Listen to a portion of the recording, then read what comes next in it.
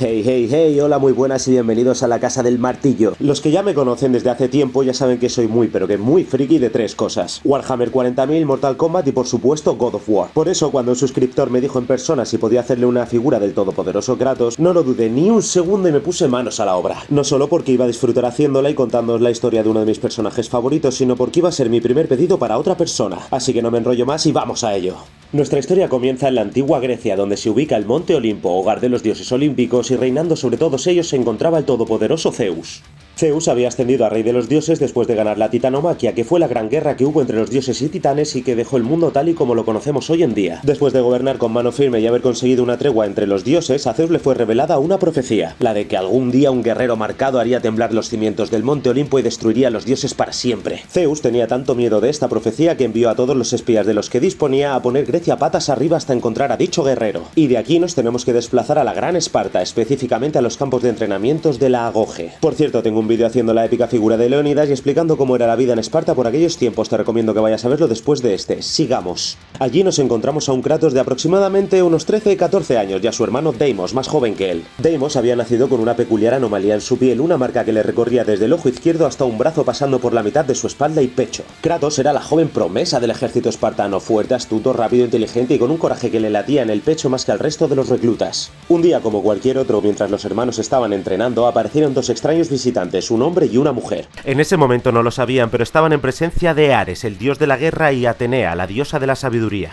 Evidentemente, al ver a Deimos no dudaron ni un instante en que se trataba de dicho guerrero, así que procedieron a llevárselo por la fuerza. Kratos, al ver esto, se abalanzó sin pensar sobre ellos para defender a su hermano, consiguiendo con esto que Ares con el mínimo esfuerzo le diera un puñetazo que lo dejara inconsciente. Cuando estuvo a punto de darle el golpe de gracia, Atenea detuvo su mano, recordándole que Zeus no los había mandado allí a matar mortales, salvando así la vida del muchacho sin saber todo lo que conllevaría. Cuando Kratos despertó, su hermano y los dos desconocidos habían desaparecido. Desolado por no haber protegido a su hermano, Kratos creció con una ira totalmente incontrolable.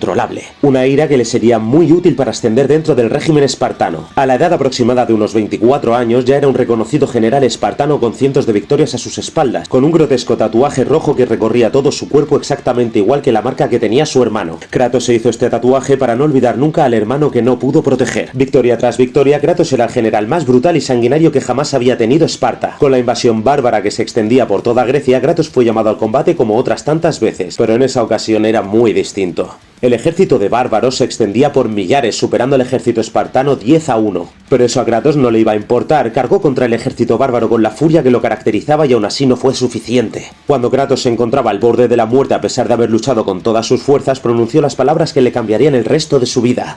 Cito textualmente: Ares, destruye a mis enemigos y mi vida será tuya. Ares no pudo resistirse a tal oferta, al fin y al cabo era uno de los mejores guerreros de toda Grecia, así que aceptó. Los cielos se abrieron y Ares descendió de los cielos imponente, arropado por una armadura de hierro y fuego, y con un simple gesto cumplió su parte, haciendo que todo el ejército bárbaro estallara en llamas. En tan solo unos segundos el campo de batalla se convirtió en un espectáculo de gritos, fuego y sangre. Ares no tardó en reclamar la vida de Kratos y como no podía permitir que uno de sus campeones portara espada y escudo normales, le hizo obsequio de las hojas del caos, dos terribles espadas gemelas forjadas en las entrañas del Tártaro y unidas a unas cadenas que se fundían en la carne de su portador como recordatorio del trato que Kratos había hecho con Ares. Ay, tengo que dejar de hacer eso. Así que Kratos, inundado con el poder que emanaban de las espadas y con la ira que lo caracterizaba, se convirtió en el guerrero perfecto. Innumerables ciudades cayeron ante su fuerza, hacía barbaries absolutas a sus enemigos, todo en nombre de Ares. Su mujer e hija le advertían que debía parar con esto, pero Kratos siempre quería más. El poder, la locura y la ira se apoderaron de su mente y no iba a parar por nada ni nadie. En una de sus múltiples conquistas, Kratos se encontró con un oráculo que le advirtió. Cito textualmente: Si entras en el templo de este pueblo te arrepentirás por el resto de tu vida, Kratos. Como siempre, Kratos no hacía ni puto caso y mandó quemar el templo, pero no sin antes entrar a bañarse en la sangre de los que allí estaban. Entre llamas, el humo y las súplicas desesperadas, Kratos entró en el estado de cólera como nunca antes. Literalmente estaba cegado por la carnicería, destrozando todo ser vivo que se pusiera en su camino. Cuando todo había pasado, se podía ver a Kratos arrodillado en el centro del templo desolado, repitiendo la misma frase una y otra vez. ¿Qué he hecho? Delante de él, los cuerpos de su mujer e hija yacían sin vida, totalmente destrozados por obra de Kratos. ¿Qué he hecho? Es imposible. Los dejé en Esparta. De las llamas que lo rodeaban surgió la voz de Ares. Eres todo lo que esperaba de ti, Kratos. Ahora, con tu mujer e hija muertas, nada podrá detenerte. Te convertirás en la misma muerte. Kratos, flipando todavía por lo que había sucedido, abandonó el templo traumatizado por el horrible acto que acababa de cometer. Entonces el mismo oráculo que le advirtió antes de entrar lo maldijo para siempre. Ahora todos sabrán el terrible crimen que has cometido. Portarás en tu piel las cenizas de tu familia y nunca te las podrás quitar. Una nube de ceniza emergió del templo en llamas, envolviendo a Kratos y tornando su piel de un color gris pálido. Y así fue como a partir de ese momento nació el fantasma de Esparta. Llegados a este punto, os haré un resumen de lo que fueron los eventos más importantes dentro de los 6 juegos de la saga griega, porque la verdad es que si tengo que explicarlos todos uno a uno al detalle quedaría un vídeo súper largo. De todas formas, si quieres que traiga un vídeo de cada uno de los juegos narrando con detalle cada uno de ellos, más te vale ponérmelo en los comentarios. Bien, evidentemente después de los sucesos ocurridos con su familia, Kratos quería romper su vínculo con Ares, pero romper un trato con un dios no era tarea fácil, así que cuando Kratos quería abandonar a Ares, este envió a las Furias detrás de él. ¿Qué son las Furias? Pues yo te lo explico. Las Furias eran las encargadas de castigar a los mortales que querían romper un pacto con un dios, así que cuando le echaron el guante a Kratos le hicieron todo tipo de torturas tanto físicas como psicológicas. Pero como ya hemos visto a lo largo de la historia, Kratos es muy cabezón para morir y dejarse, así que logró escaparse de las Furias e ir matándolas una a una, rompiendo así el vínculo con Ares. Pero las Furias habían hecho mella en Kratos después de haber jugueteado tanto con su mente y haberlo torturado de maneras tan inimaginables, dejaron a Kratos totalmente traumatizado, reviviendo una y otra vez el dolor por sus pecados. En esa situación tan desesperada buscó el perdón en el resto de dioses del Olimpo, más concretamente en Atenea. Él haría todo tipo de trabajos en la tierra para ellos a cambio de que le permitieran borrar esas terribles visiones que lo atormentaban diariamente, pasando un total de 10 años al servicio de los dioses, en los que uno de sus trabajos más increíbles fue impedir un complot entre Perséfone, la esposa de Hades, y Atlas, el titán. Estos dos individuos intentaron destruir el pilar que sujeta el mundo como venganza en contra del Olimpo. Kratos logró matar a Perséfone y encadenar a Atlas para que ocupara el lugar de dicho pilar, condenándolo así a estar toda una eternidad sujetando sobre sus hombros el peso del mundo. Después de 10 años de servidumbre, Kratos creía que ya era suficiente y le exigió a Atenea que le borrara las visiones de una maldita vez, a lo que Atenea le contestó ofreciéndole un último trabajo antes de perdonarle, recalcando sobre muchas comillas. Debía matar a Ares, puesto que estaba destruyendo la capital de Atenas y Zeus les había prometido a todos los dioses que lucharan entre ellos, dejando la única opción a Atenea de utilizar un mortal entrenado por un dios para hacer dicha tarea. Para ello debía encontrar la caja de Pandora, donde tiempo atrás Zeus encerró ahí los males del mundo. Ya sabes, ira, codicia, miedo, maldad y lo peor de todo, políticos. Estos le darían el suficiente poder a Kratos para matar a Ares y salvar Grecia. Kratos, motivado por la promesa de redención, se cruzó todo el inmenso desierto matando multitud de criaturas por el camino para llegar a la ubicación del templo de Pandora, el cual estaba encadenado a la espalda del titán Cronos, que era el padre de Zeus. Crono estaba condenado a vagar eternamente por el desierto hasta que el tiempo desgarrara el templo pegado a su piel.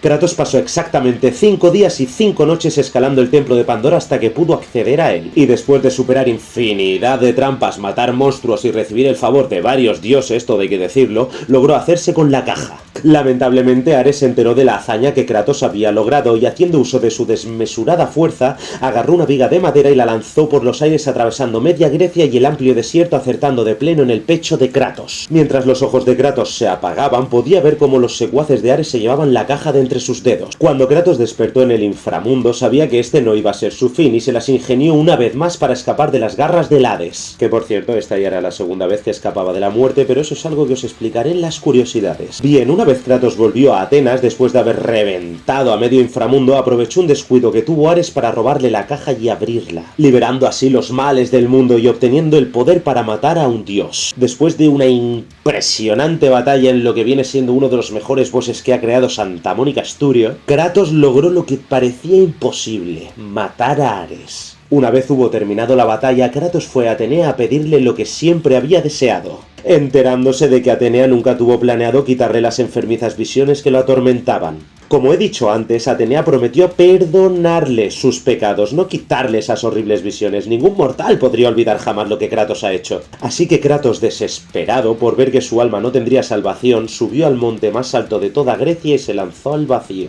Pero los dioses no podían dejar que alguien que les había prestado tal servicio se quitara la vida de esa forma. En recompensa por la hazaña que había conseguido, los dioses le otorgaron a Kratos el título y poderes del dios de la guerra, que evidentemente ahora estaba libre. Kratos había aceptado este puesto muy de mala gana, puesto que había desarrollado un rencor muy profundo hacia los dioses. Y ese rencor no hizo más que aumentar con los años siguientes cuando descubrió que los dioses fueron quienes le arrebataron a su hermano. Y además, en una de sus aventuras, más concretamente en Ghost of Sparta, los dioses, en concreto Zeus, era responsable de la muerte de su madre, convirtiéndola en un gigantesco monstruo deforme para que matara a Kratos. Y claro, evidentemente Kratos tenía que... Y por esto y mucho más, Kratos se había convertido en un tirano rencoroso que evitaba al resto de dioses y se dedicaba a destruir y conquistar ciudades de Grecia, tal y como lo hacía su antecesor. Atenea le advirtió en varias ocasiones que ese camino solo lo llevaría a represalias por parte del resto de dioses, pero Kratos nunca le hacía caso. Y así fue, cuando Kratos estaba por destruir la ciudad de Rodas personalmente acompañado de su ejército espartano, un águila majestuosa surgió del cielo arrebatándole parte de sus poderes y otorgándoselos al gigantesco coloso de Rodas, dejando a Kratos totalmente vulnerable ante tan colosal enemigo. En mitad de la batalla, Zeus se puso en contacto con Kratos ofreciéndole la Hoja del Olimpo, una espada legendaria que se creó en la Gran Guerra y desterró a los titanes. Kratos se extrañó de que Zeus le otorgara algún tipo de ayuda, pero aún así, siendo la única manera de sobrevivir, aceptó la espada. En cuanto Kratos la tuvo entre sus manos, sintió como todo el poder del Olimpo fluía por su cuerpo, sin darse cuenta que la espada estaba absorbiendo la poca divinidad que le quedaba. Así fue como, por azar del destino, el coloso de Rodas aplastó a Kratos justo antes de caer derrotado, haciendo que la espada volara varios metros alejándose de él y dejándolo casi muerto, convirtiéndolo ahora de nuevo en un simple mortal. Kratos sabía que la única manera que tenía de sobrevivir era recuperando la Hoja del Olimpo, así que se arrastró como pudo por el suelo medio muerto para recuperar la espada. Y cuando estuvo a punto de recuperarla, el águila que le dio vida al coloso se plantó entre ambos, descubriendo que el artífice de todo era el mismísimo Zeus. Kratos, al ver esta traición, exigió explicaciones al rey del Olimpo, a lo que este le respondió que no podía seguir tolerando tantas faltas de respeto a los dioses, exigiendo a Kratos sumisión y servidumbre por el resto de su vida. Evidentemente, Kratos respondió con su peculiar y desafiante personalidad: yo no sirvo a nadie, y menos a un pendejo. Vale, lo de pendejo no lo dijo, pero lo de que no iba a servirle sí, así que sigamos. Con estas palabras, Kratos firmó su sentencia de muerte, siendo atravesado en el acto por la Hoja del Olimpo, muriendo en el acto y maldiciendo a Zeus, jurando venganza contra el rey de los dioses. Lo último que vio Kratos fue como Zeus, con un simple gesto de su espada, masacraba al ejército espartano que tanto apreciaba Kratos. Y en ese preciso momento Zeus dijo una frase clave para el lore: el ciclo acaba aquí. Mientras las manos del Hades reclamaban el cuerpo del espartano, una voz resonó en la mente de Kratos. Era Gaia, el titán que representaba la Madre Tierra, comunicándose con él desde las profundidades del Tártaro. Gaia le ofrecía venganza contra Zeus a cambio de que le ayudara a los titanes a destruir el Olimpo. Trato que Kratos aceptó sin dudar ni por un instante.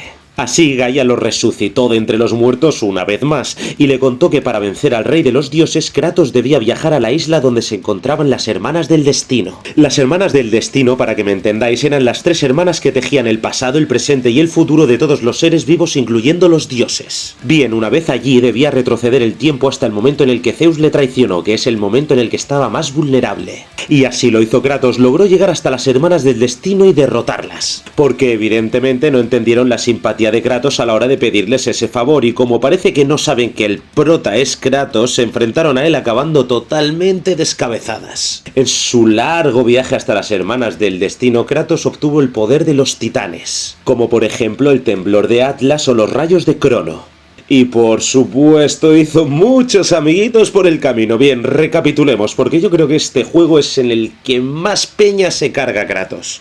A ver, recapitulemos. Quemó a Prometeo, trinchó a Teseo, decapitó a Lecto, ahogó a Perseo, aplastó al rey bárbaro, reventó a un kraken, cabalgó sobre un fénix y mató a cientos de criaturas que se cruzaron en su camino. Mató sin querer al último espartano, que fue a avisarle de que Esparta había sido destruida por Zeus, y aparte le robó las alas a Ícaro. Este tío no se casa con nadie. Bien, después de haber hecho toda la carnicería que hizo durante todo el viaje más bien, volvió al pasado más mamado que nunca con los poderes de los titanes y tuvo una gran batalla con Zeus, arrebatándole la hoja del Olimpo y obteniendo de nuevo el poder del dios de la guerra. En ese momento era cuando Kratos estaba en su pico más alto de poder hasta la fecha. Pero Casa del Martillo, en el God of War de 2018 Kratos estaba mucho más fuerte. Herejías a mí. Bien, sigamos. Es así cuando estaba a punto de darle el golpe de gracia a Zeus, Atenea apareció poniéndose en medio y sacrificándose por el rey del Olimpo. Con su último aliento, Atenea confiesa a Kratos que Zeus es su padre, y le advierte de que los dioses nunca dejarán que toque a Zeus. Y es aquí donde viene una de las frases más épicas de la historia de los videojuegos. Si todo el Olimpo quiere negarme mi venganza, entonces todo el Olimpo morirá. Qué basado el Kratos. Ok, aquí es cuando Kratos hace lo más responsable y sensato que puede hacer alguien en su situación: volver miles de años atrás a los tiempos de la Gran Guerra y traerse a todos los titanes al presente para ayudarle a destruir el Olimpo. Y muy atentos porque aquí es donde las cosas sí que se ponen pero que muy locas. Vale, vamos por orden. Le sacó los ojos a Poseidón con sus propias manos, haciendo que los mares se descontrolaran e inundaran media Grecia. Encontró a Pirito encadenado en el inframundo y lo quemó vivo solo para robarle el arco. Literalmente despellejó a Hades, lo que ocasionó que las almas, al no tener un dueño, vagaran por el mundo libremente. Fue traicionado por Gaia y los titanes, lo que hizo que Kratos tuviera que cortarle una mano a Gaia arrojándola al vacío. A Crono le hizo un boquete en la cabeza, reventó a Hércules a puñetazos, le rompió el cuello a Hera, lo que ocasionó que toda la vegetación de Grecia se muriera. Le cortó las piernas a Hermes, lo que hizo que las plagas se dispersaran por el mundo. Hizo una follipausa y cigarrito con Afrodita, lo que ocasionó que Kratos librara tensiones. Atravesó a Hefesto con su propia forja, lo que hizo que a nadie le importara.